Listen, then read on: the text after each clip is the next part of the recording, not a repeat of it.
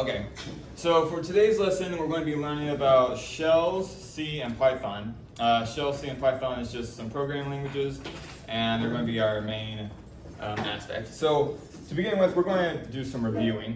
What are some commands that we already know? Like, what's the ls command? Does everyone know what the ls command is? Basically. What? List of directories. List your directories. What does cd do? Put you in a different. Sets you into something. Okay, that sets you into a directory. Shut right? down now, shut your computer off. Yes, you know that one really good. I know that one well. How about the rm command? What does that one remove? Removes? Yes, good. How do you make a file? apt-touch. Touch, yes. How do you edit the file? Two ways you can edit the file. apt. No, that's No. app. That's not for app. apt is used for downloading software or applications. Oh, Um, Are those for me, Coach? Yes. I couldn't tell you. NVim or Nano, but Nano is a really basic terminal that you can use for editing software. As you can see here, you're not going to have the coloring of syntax, or you're not going to have the code snippets, but it's just a quick way to edit your files. All right, so how do you list your directories in like a hierarchy? Tree. Tree, yes. How do you do specific permissions for a file? Does anybody remember that? RW. What? No, I don't know.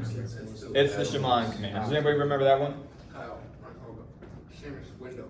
Huh? Yeah, well, fuck it, open a window. Close that window real quick to get rid of the glare. As back glare? Yeah, there's a bit of glare. Probably.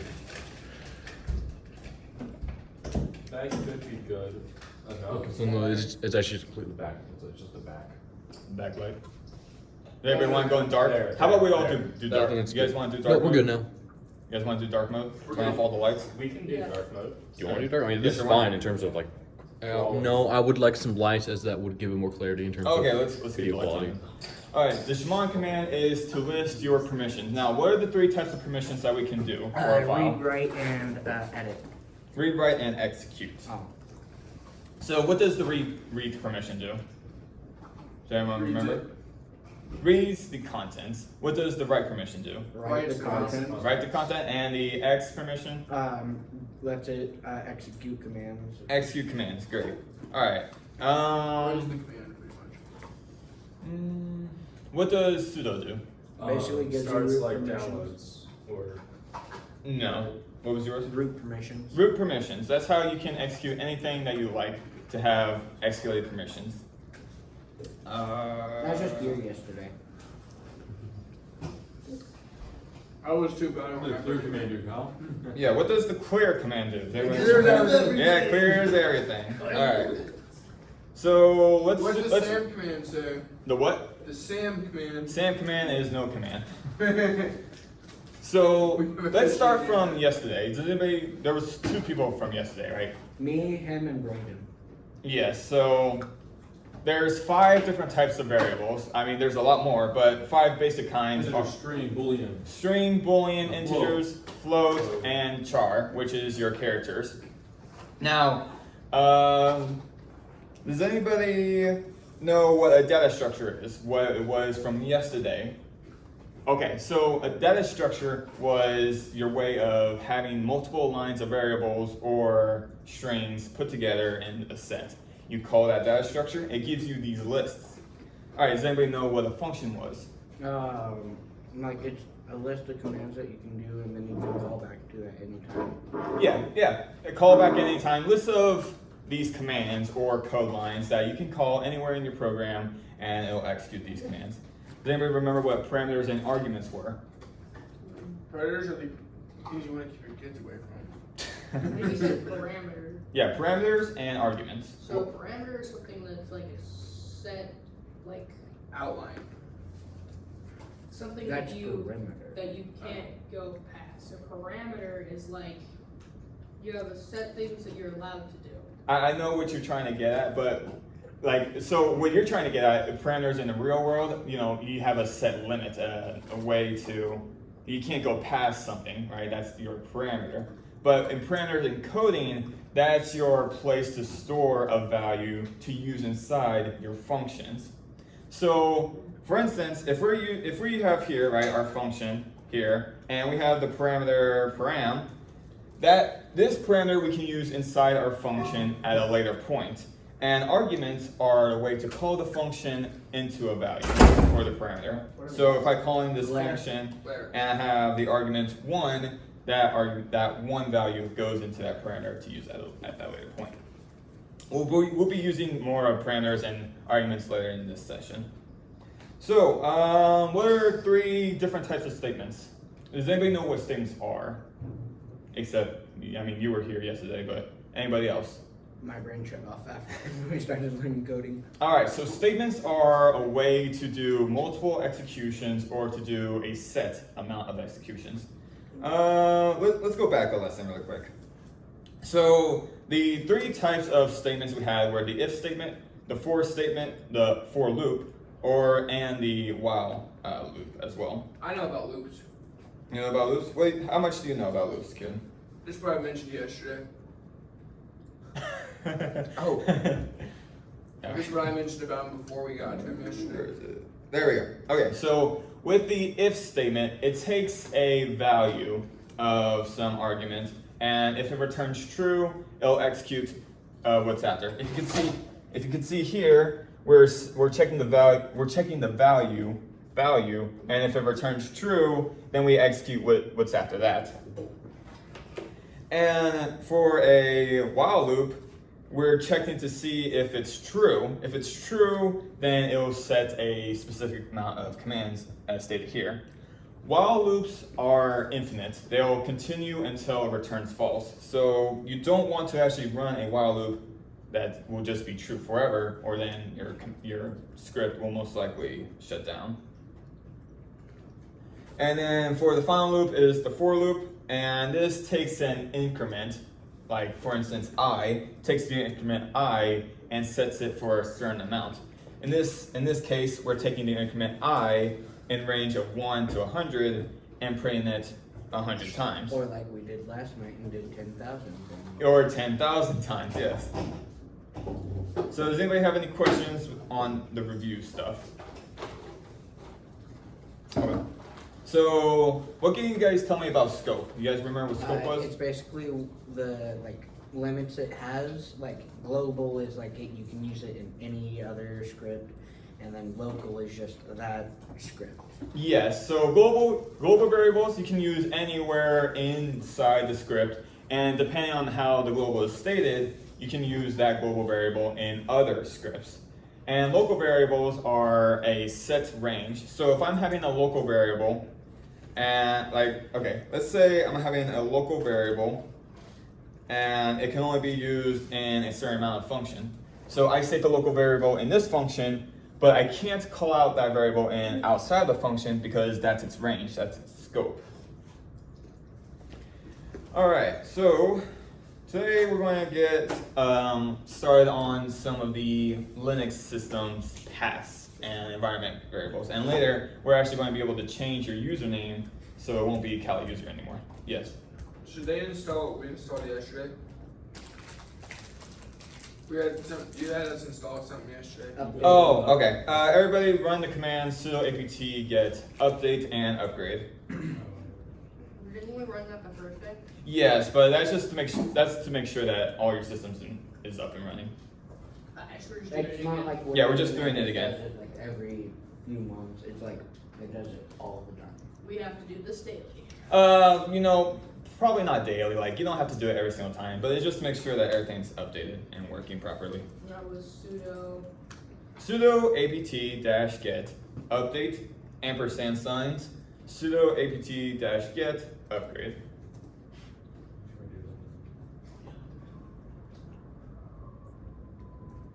All right, I'm going to wait on that, and Update. yeah, and 2 what? ampersand signs, update and upgrade, right here, over at the top.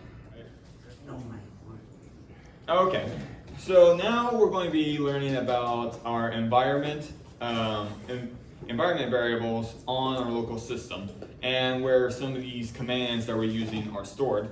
So everybody go into the command prompt and enter env. 1.9 gigabytes. Whoa. What? env. That stands for environment. Environment variables. What? ENV? Yeah, env, as it's shown right there. Whoa.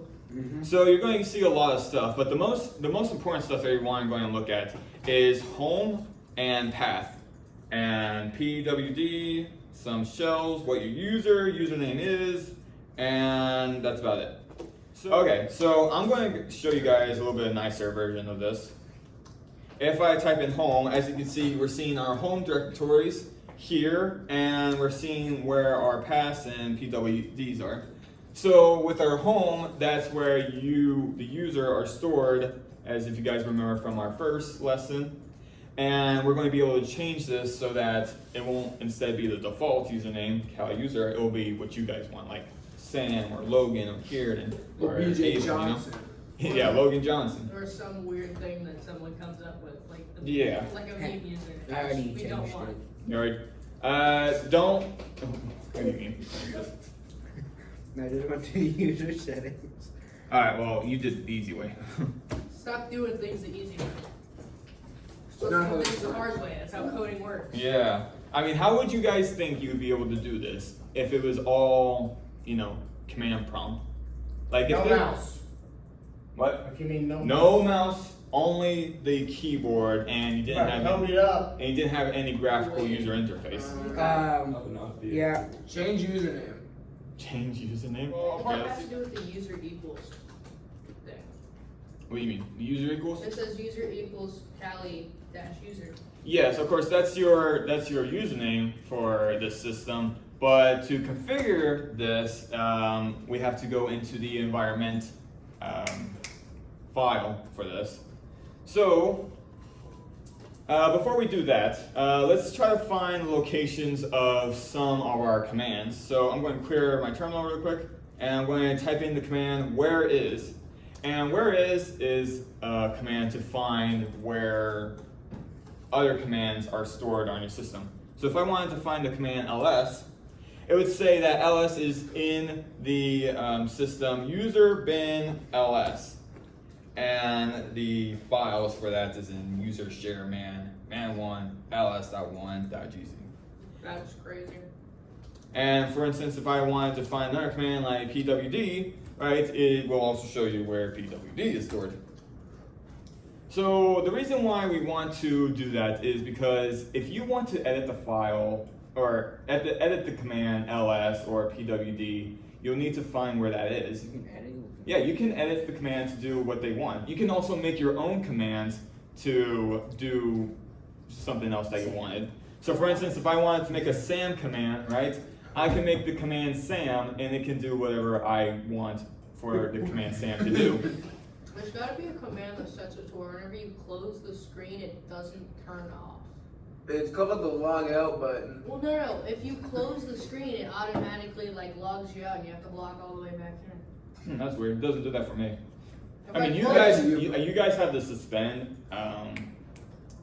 That still option doesn't setting work. on, so If if you you guys close- disable That's that, probably so it's like power conservatives. yes. I'm kinda But if you tired. close it, it just locks, even if you put it on suspend. Here, Ah. pay attention. Gosh, I'm tired, man. All right, It's so hard in PE today. So with environment variables, you're able to call them with the commands $sign and then the environment's name. There's a lot of environment variables. We're not going to focus on those. We're just going to focus on these two, path and home. So everybody run the command echo $sign home. If you guys remember from our environment command that we ran, home was where we could see where our user was. And if we were to also echo home path, it echoes our path of where things are.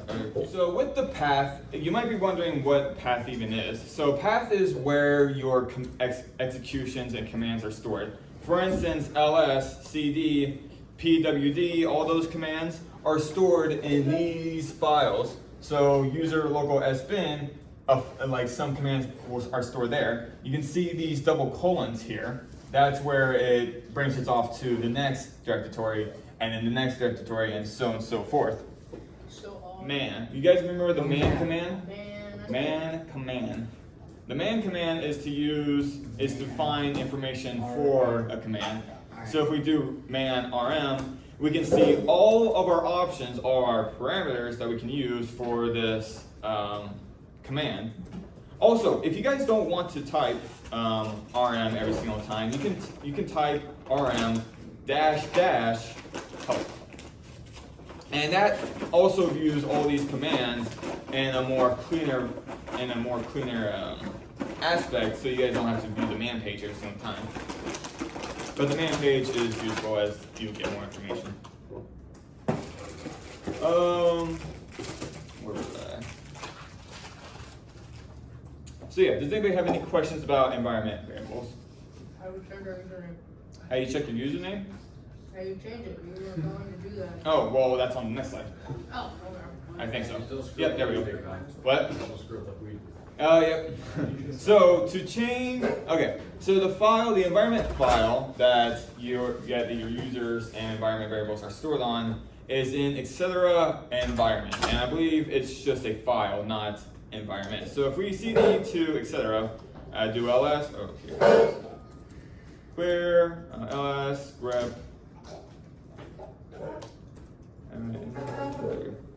So we can see the environment .d and the directory or file of environment. So, Ooh, fonts. I'm gonna change the font. okay, so environment is a file without the extension, as we can see here, and we can see our path here, and we can also see some of our, okay. So with the export command, you can export your own custom environment variables and use them however you please. Like if I wanted to make a command, environment variable command like Sam, for instance, you know, it could have a certain value or certain commands. Like you can actually use echo on it, I believe, and or you can specify your kind of directories. So a simple command that we're going to do really quick. Oh, what? You did? What? Do you eat the cinnamon roll? Yeah, I ate the cinnamon. Okay. The command I'm going to do really quick is the printf function. So the printf function is the programming language C's way of printing something to the terminal. So if I did man3 printf1, it shows us all the outputs that the print function can do. So here we can see that it's part of the C library. Some of its different names as shown here. Some of the ways how you format it. You need to include this. You need to include this library when running this command. And we'll get later on out to the point of how to include a system file. The point is how to read it. The point is trying to read programs, right? If you don't know how to read your program, you can't know what's happening. Obviously, man page prints out the C function. That's great. So let's exit out really quick, and we want to create a C program that we're going to compile and we're going to look at further in detail. So real quick, I'm just going to copy this, and actually I have it stored right here. So everybody go nvim and make your own file like test.c. Make sure you have that C extension at the end because that's our C file. Oh, we're not doing Python anymore? Nope, we're not doing Python anymore. Now we're on to C. So in C, we have some of our things that are here. Is it on? Yeah. Everybody really quick. To make it so that we can have some syntax and some lines. Yes. Does everybody know what syntax is? No. Okay. Syntax is if you did a mistake in code, like you wrote your code wrong and you were to run it, it will tell you that at this point in your code, your your code you made a mistake in your code, right? A spell check. Yeah, it's like a spell check, right? It'll run it, right?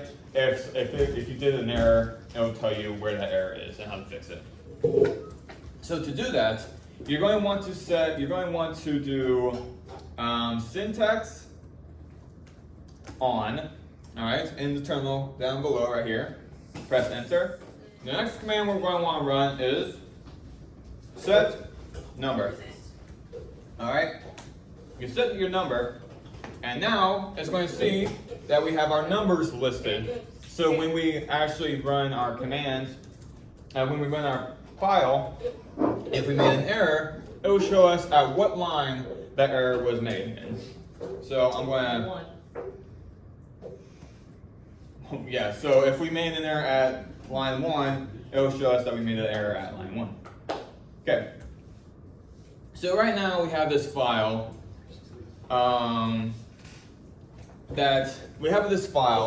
it's a C file, and it's going to first include a file, std.io, .h. And what that is that enters some basic functions for our script so we can actually use the printf function and all that. After we include this function file here, so we can get our basic functions, commands, so we can actually execute things, we want to first initialize our function. This right here is a function. It's our main function. It's the function that's going to be ran, that needs to be ran every time we do something. In every C file, you're going to have main. It's going to be required no matter what. You're not going to have a C file that doesn't have main.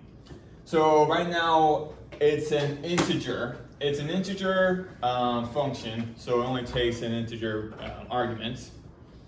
And we have the parameter integer argc, which is the argument, and char argv, which is the variable that your argument is set to. So this first part is counting how many arguments are being passed into this function, and argv is what that argument is being passed to. So if I were to run this, and let's say I was to run this by using the command /program.c and did the parameters 5 and a, you'll see that there are two parameters being entered into the function, 5 and a, and those variables are 5 and a, 5 being an integer, a being the character. And this next line, printf, is going to print the first index of what our list is, what the parameters are being held into. Does anybody remember how indexes are made, how they are actually handled? Does anybody remember how indexes are handled? What the first number of an index starts with? Oh, yep. Who said 0? Same. Yes, 0. So they first start with a 0, and they increment by 1. So in this case, if we're printing the first index, we're actually printing a, not 5.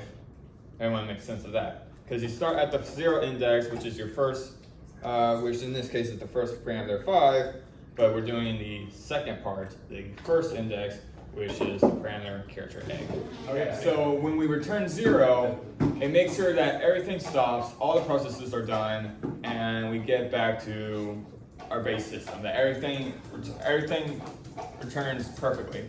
The thing about the C programming language is really, really old, like really old. 1974 old. So the thing that programming language started was allocating memory and doing processes for the internals of hardware. All right.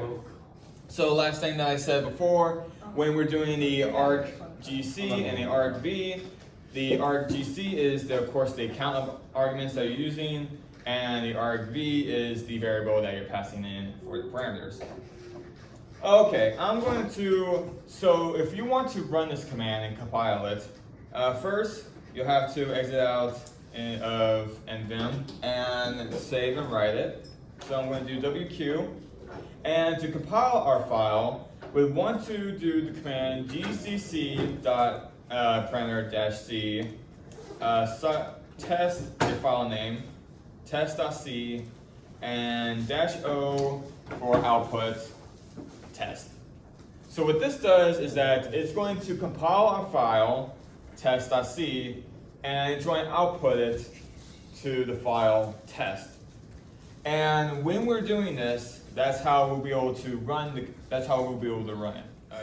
For GNU compiler collection. So GNU is actually you could call it an organization for our system software, and like GNU actually makes a lot of system software for their whole stuff.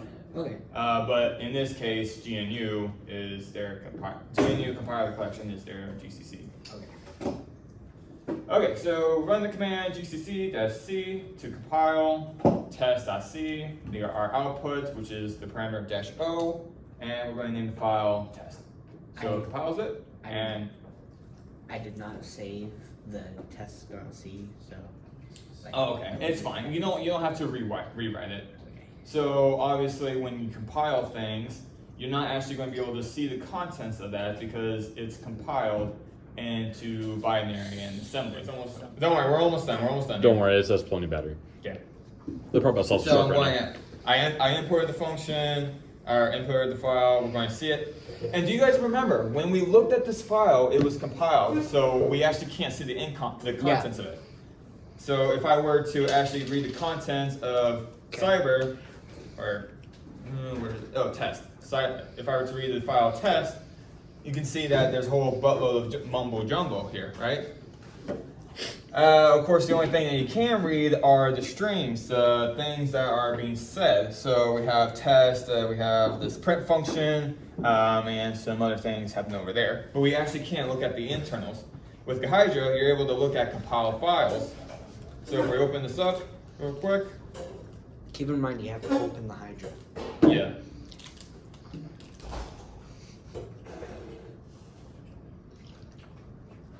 And it's going to ask us to analyze it. We're going to want to analyze it. All right, and here, and memory allocation of this file.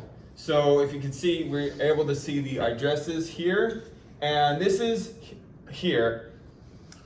Next week, we're going to learn about encryptions. We're going to be learning about hex, decimals, and binary, and what each thing is. This here is hex notation, right? That's where it is stored in allocation of the file memory. So if we were to go to our functions here at the left side, and we can see that there's a main function, and obviously that was our main function we have in the file. Look, even if we go back and we just cat file test.c, we can see that they are actually pretty similar. But some of you might notice that you see how there's undefined all the way over there? Now, with Ghidra, it actually can't find some of these things. Because it's not the same like software. It's different wavelength. It's because when you're compiling a file, you lose some data on it, right? You're going to lose like the naming of what the files, what variables are called. You're going to lose the naming of your functions, what your parameters are called. So they do the defaults, the undefined, and you can even see on the right side we have param1 and param2. But here we can see that we have integer before main and arg and argument. So we can actually change the namings of these to, if we were to highlight it and go to edit function signature, we can actually change the naming of this. So we could say int, and we press OK, and now it changes to integer, right? But sometimes you might not want to actually do that because unless you actually know for certain, if you know for certain that that variable is an integer, you just want to leave it as plain. But some of these, like the parameters, you can actually change the name and do whatever you want with them. So do you guys remember the variables? We have the 5 variables, the floats, boolean, char, integer, and string. Yeah. Well, there's another variable, the long variable, right? That's the variable that takes a certain amount of characters. No, you might not want to write it down, because yeah, we'll be erasing it afterwards. The long variable takes a certain amount of characters from one value to another. Here, let's look it up. Let's see how. What is the long variable? And you would see that at the bottom here, it takes a value between this to that. So, open source intelligence, that's what it's called, OSINT. Open source intelligence is finding information online and getting resources on that. So let's say for example, you have an image, right?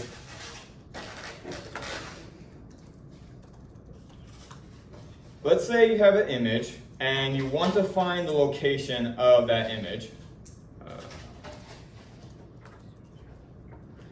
So you find the location of that image. Let's say we have this image right here, right? If we were to look at this image, look at it very closely, we want to find what we can see inside this image. So as you can see, important things. So like the 2 buildings, you could like License find- plates. Granted, license plates. Like if we were able to actually see the license plates, we might be able to see the state of where it's in. Boom. Now our location narrows down to where the point is. You can also see a little sign over here. If the image was more clear and we could see the sign, we could probably look up where that sign might be. Like GeoGuessr? It's kind of like GeoGuessr. Finding out where a location is based on some image. Or, yeah, that's kind of what open source intelligence is. But it's not just images, it's also social media. Let's say you have some CEO, right, from a business who tweets a lot, very frequently. You'll use his tweets to try to trace back to any other social links that you might have. Elon Musk. Yeah. Let's say he has a social media, like a Twitter. He posts on Twitter, you go through his Twitters, but he also has another social link that goes to like, Facebook. sure, let's say Facebook, for instance. And let's say he posts like certain stuff, like restricted stuff on Facebook. He's private. He has a private. Yeah, it's kind of like private. Well, you could use that information to get certain things that you might not want to make public. Like his niece's birthday is at blank place. Yeah, for At this instance. time. For instance, yes. I But know how to bomb this person. you know, actually, funny story. There was a true story. There was a Iraq, or it was somewhere in Iraq and Iran, where they posted a training video on their soldiers training, and this video was posted online. And I think the And Israeli like government engineered the locations and triangulated. Yeah, they were able, the Israeli, because it was a secret base that they recorded this video on, and the Israeli government were able to find the location of that base based on locations of like power grids and outlines, and they were able to use Google Maps to find the exact precise location, and they bombed it. So that's kind of what open source intelligence is used for in the real world. Find locations of certain images or videos and targeting those images.